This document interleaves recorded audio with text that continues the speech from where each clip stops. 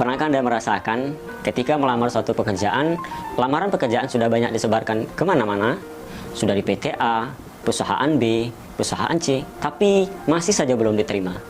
Sementara teman Anda yang baru saja lulus kuliah ataupun lulus sekolah dengan bermodalkan satu lamaran saja langsung bisa diterima bekerja di tempat yang diinginkan.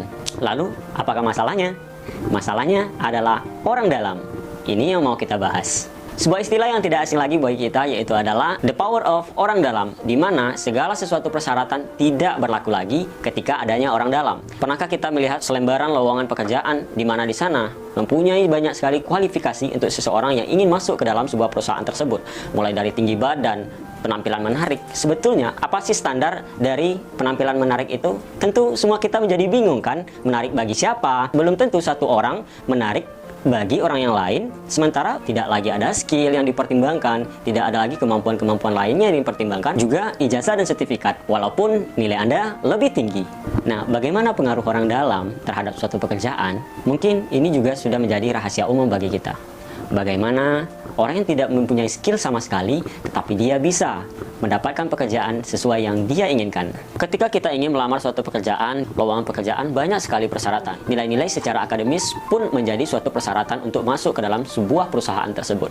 Akan tetapi, ketika teman-teman Anda yang tidak mempunyai nilai yang cukup, yang tidak mempunyai penampilan yang Anda kira penampilannya tidak semenarik Anda, tapi mereka dengan begitu cepatnya bisa masuk ke dalam perusahaan tersebut. Kerabat atau karyawan perusahaan yang kenal baik dengan Anda, sehingga dia menjadi orang dalam sebagai penghubung Anda dan penerima Anda untuk lancar masuk ke dalam suatu pekerjaan tersebut. Lalu, bagaimanakah perspektif orang-orang memandang orang dalam ini? Apakah sah saja ketika kita masuk bekerja dengan orang dalam? Apakah ini suatu pertarungan yang tidak adil? Bagaimana pendapatmu? Ternyata, tidak semua pekerjaan yang dimasuki lewat orang dalam itu mendapatkan posisi yang enak dan nyaman loh. Ada juga orang yang masuk pekerjaan dengan orang dalam tidak mendapatkan posisi yang nyaman. Semua tergantung siapa orang dalam yang membawa kita masuk ke dalam suatu perusahaan tersebut. Jika orang dalam yang membawa kita masuk ke dalam perusahaan itu adalah orang yang mempunyai posisi yang bagus, tentu dia akan memberikan kita fasilitas yang bagus dan kesempatan-kesempatan untuk mencapai jenjang karir yang bagus. Walaupun bisa jadi skill dan kemampuan kita kurang di dalam suatu pekerjaan tersebut. Akan tetapi, jikalau orang dalam yang memasukkan kita adalah karyawan biasa-biasa saja, tentu kita juga tidak terlepas juga dari tekanan-tekanan. Tapi tidak perlu berputus asa ataupun menyerah.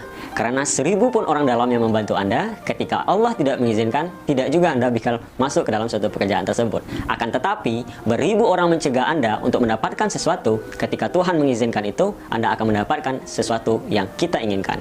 Maksimalkan usaha dan ikhtiar Anda, maka yakinlah usaha tidak pernah mengkhianati hasil. Lakukan yang terbaik dalam pekerjaan Anda, nikmatilah pekerjaan Anda. Ketika Anda melakukan suatu pekerjaan yang baik, maka orang akan senang dengan apa yang Anda lakukan. Bagaimana pendapat Anda? Apakah orang dalam ini relevan atau adilkah bagi dunia pekerjaan saat ini?